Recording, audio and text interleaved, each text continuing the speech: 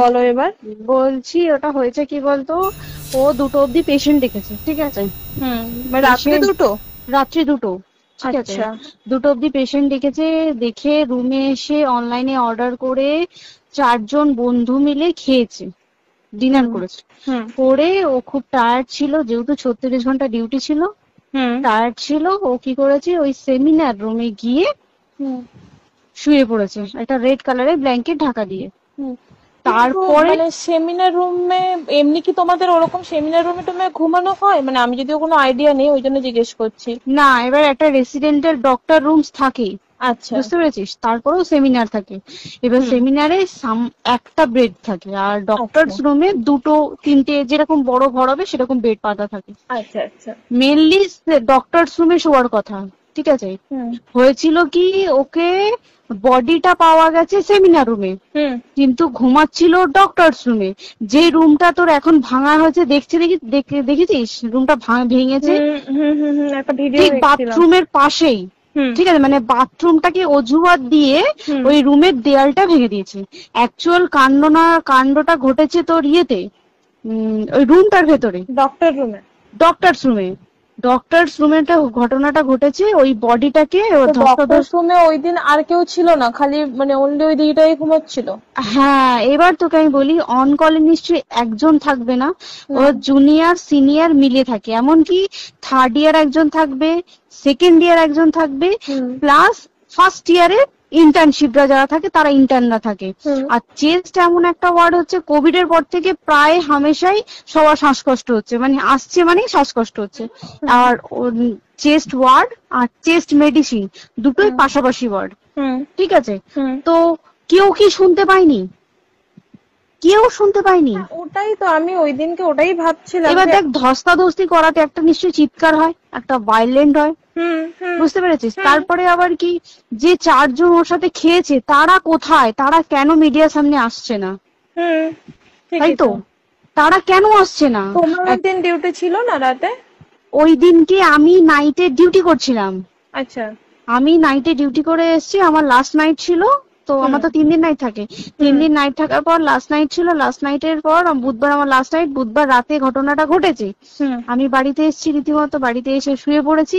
3টের সময় আমার কাছে ফোন এসছে যে সবাইকে ডেকে পাঠিয়েছে, ইমিডিয়েট আয়। হুম। তখন গিয়ে দেখি আরজি করে এই অবস্থা, পুরো গোটা হাসপাতালকে ডেকে পাঠিয়েছিল। গিয়ে দেখি পুলিশ ছয়লা, মানে। আর ওকে যেভাবে, আমি তো বডিটা দেখেছি রে, মানে আমাদের এখনো পর্যন্ত চোখ থেকে নামছে না। রীতিমতো মনে হচ্ছে মেয়েটা যেন আমাদের পাশে পাশে ঘুরছে, হুম একদম হুম হুম এরকম, মানে মানে অদৃশ্যমান। মানে আমরা এরকম ভাবতে পারছি না যে এরকম ভূত হুম থাকে বা একটা স্পিরিট থাকে বা কিছু। এখন আমরা বুঝতে পারছি না, ওর আত্মাটা এখনো ঘুরছে আমাদের আশেপাশে। দেখ, ও আমার তলাটায় নাকি, তো ওর থেকে ও থাকে 4তলায় ঘটনাটা ঘটেছে, ঠিক 2টো ফ্লোর নিচেই আমি থাকি, আমার আচ্ছা। রুমটা, ঠিক আছে। কিন্তু তাও আতঙ্কে আমরা মানে একদম স্তব্ধ হয়ে গেছে আরজিগরটা। কিন্তু ব্যাপারটা হচ্ছে, তাহলে ডক্টর রুম থেকে ওকে সেমিনার রুমে নিয়ে যাওয়া হয়েছে? হ্যাঁ, অবশ্যই নিয়ে যাওয়া হয়েছে। এবার দেখ, নিয়ে যাওয়া হয়েছে, ওকে যেভাবে মারা হয়েছে, এটা একার পক্ষে সম্ভব অসম্ভব, না দিস একদম। Is a impossible. পুরোপুরি গ্যাং রেপ, গ্যাং রেপ ছাড়া কোনো কিছু নয়। আর শুধুমাত্র রেপ নয়, রেপ হলো, করলো, ছেড়ে দিল, ঠিক আছে, ওকে রীতিমতো মার্ডার করেছে। মানে মানে হিসেব মতো যা বুঝছি মানে তোমার কথাতে, হ্যাঁ, ওটা হচ্ছে ওর ওই বন্ধু বান্ধব মেপে ইয়েস, জড়িত। এক্স্যাক্টলি। হয় ওর বন্ধু বান্ধব কেউ, ঠিক আছে, মানে 4জনের মধ্যে কেউ, আইদার ওকে এমন কিছু করতে বলতে। দেখ, বড় বড় কোম্পানিতেও তো এরকম হয়, মানে হুম হয় তুমি আমার সাথে কম্প্রোমাইজ হুম করো, নয় হুম তুমি হুম চাকরি হুম ছেড়ে চলে হুম যাও, হুম হুম হয় তো। হুম হুম এখানেও সেরকম কিছু একটা হয়েছে। যাকে যে ক্রাইম করেছে, সেও কিন্তু নর্মাল ডক্টর নয়, কিন্তু সেও একটা ভালো পোস্টে র্যাঙ্ক করছে, বুঝতে পেরেছিস। তবেই কিন্তু পুরো ব্যাপারটাকে হসপিটাল চেপে যেতে চাইছে, পুরো ব্যাপারটাকে। তাহলে এই সিভিক যে, ও কোথা থেকে আসছে? এবার তোকে আমি বলি, ওটা কোথা থেকে আসছে। আমাদের প্রিন্সিপাল চেঞ্জ হয়ে গেছে, ডেপুটি সুপার চেঞ্জ হুম হয়ে গেছে, তারপরে আমাদের ওই অ্যাসিস্ট্যান্ট সুপার চেঞ্জ, সব চেঞ্জ হয়ে গেছে। হুম তারপরে যে ওয়ার্ডের ডাক্তাররা ছিল, সিস্টাররা ছিল, ওয়ার্ড বয়রা ছিল, মাসিরা ছিল, সবাইকে ডেকে এখন সাসপেন্ড করা হয়েছে। তারা কোথাও যেতে পারবে না, রোজ গিয়ে কোর্টে গিয়ে দেখা করছে। আজকেও কোর্টে গেছিল সবাই। হুম তারপরে তারপরে তোমার তোর এগুলো হলো, তারপরে তোর কি বলে, আরে বল না, ওই সিবিআই এটা হয়েছে কি, মানে ও সেই সঞ্জয় রায় যে ধরা পড়েছে, হুম অ্যাকচুয়াল কিন্তু ও নেই, হুম ঠিক আছে? ওর এতটা ক্ষমতাই হয় না। ও অত রাত্রে কি করতে যাবে? হুম ও অত রাত্রে ওখানে কি করতে যাবে?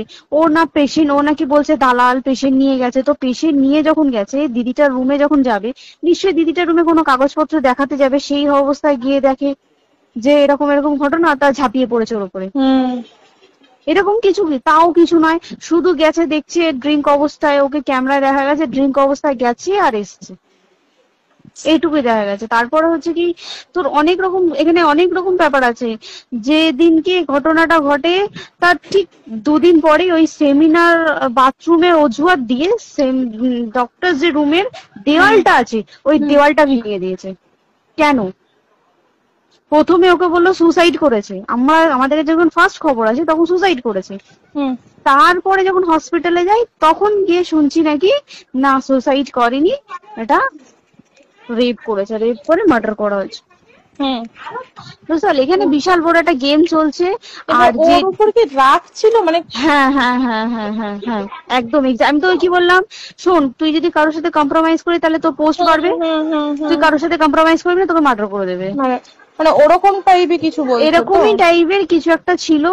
আইদার খুব রাফ, মানে খুব রাগ, খুব মানে খুব ওর উপরে খুব ফ্রাস্ট্রেশন ছিল, যারই ছিল খুব ফ্রাস্ট্রেশন ছিল।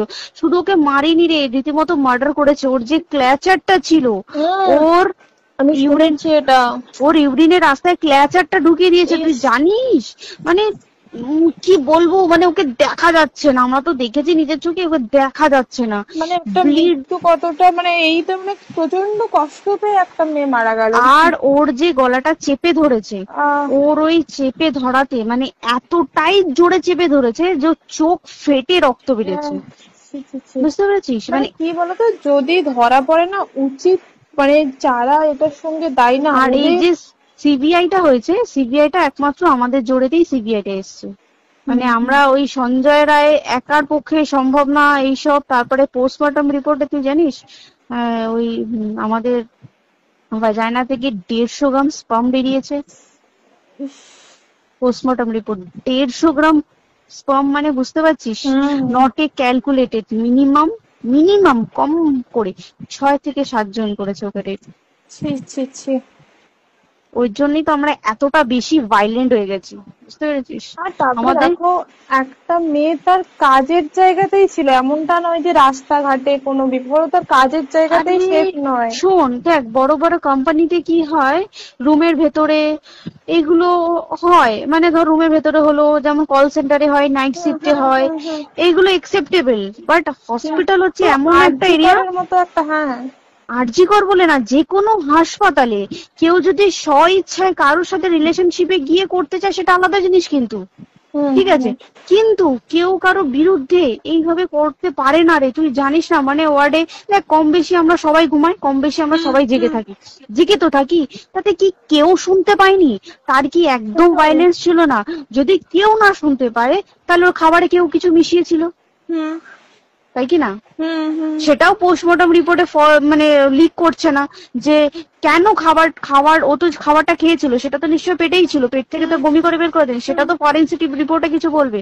আর তুই জানিস না, দেনার দেন, মানে ধর পোস্টমর্টম রিপোর্ট আসতে 3 দিন সময় লাগে। ও যেদিনকে মরেছে ঠিক তার পরের দিনকে বিকেলবেলা পোস্টমর্টম রিপোর্ট বার করেছে, মানে বডি বার করো আর পোড়াও, 10 সেকেন্ডের মধ্যে বাড়িতে নিয়ে গেছে, তারপরে বডি পুড়িয়ে দিয়েছে।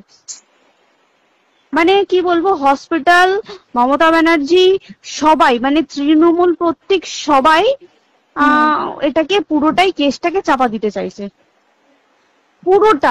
তবে তুই ভাব, যে মানুষটাকে এত হতবিক্ষত ভাবে মেরেছে, তাকে অভিষেক ব্যানার রেপ কি কলকাতায় প্রথম হলো?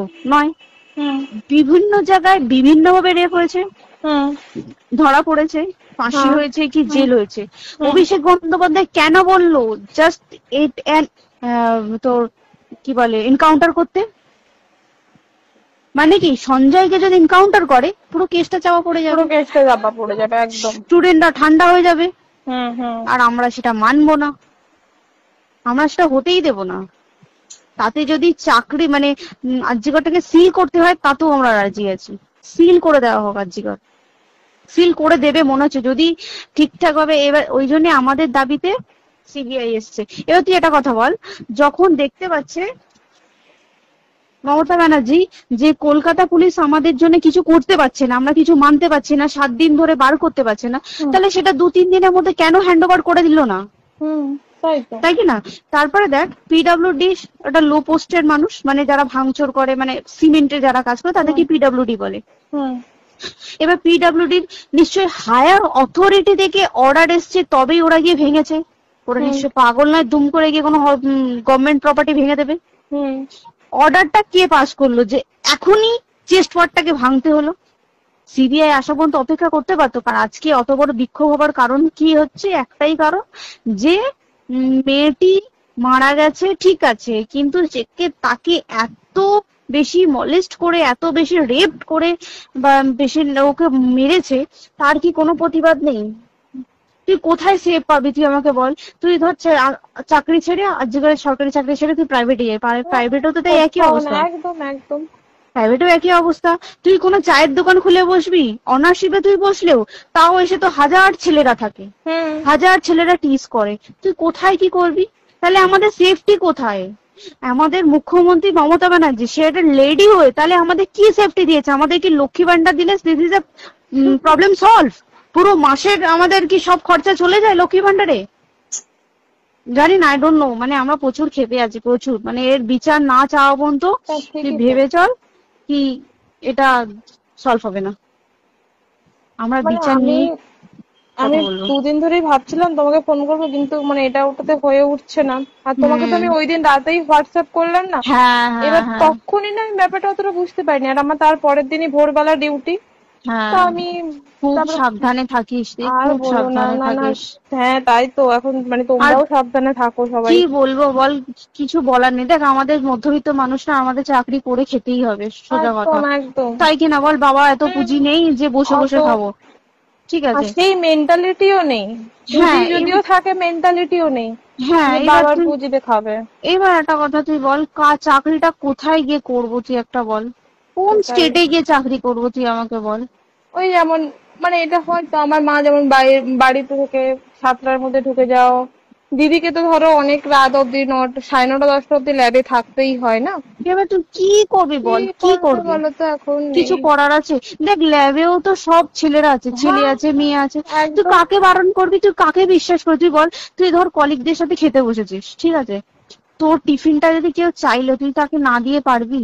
না, একদমই। আর কার মনে যে কি আছে সেটাই তো কি বলবি বল? এবার তুই বল, খাবারটা যে খাবি, তোর টিফিন কেউ চাইলো বা তোকে যদি কেউ বললো কি একটু একটু খা, যেমন আমরা শেয়ারে হয় স্কুলে, যেটা আমাদের শিখে হয়, এসেছি, যেটা হ্যাঁ স্বাভাবিক, এটা সবারই এটা তো হয়। স্বাভাবিক। তুই বল তাতে যদি এরকম অবস্থা হয় তাহলে কি করবে মানুষ, তুই আমাকে বল?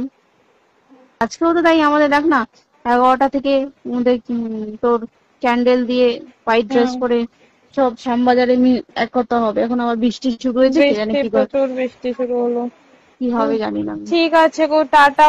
হ্যাঁ চল টাটা। হুম হুম হুম।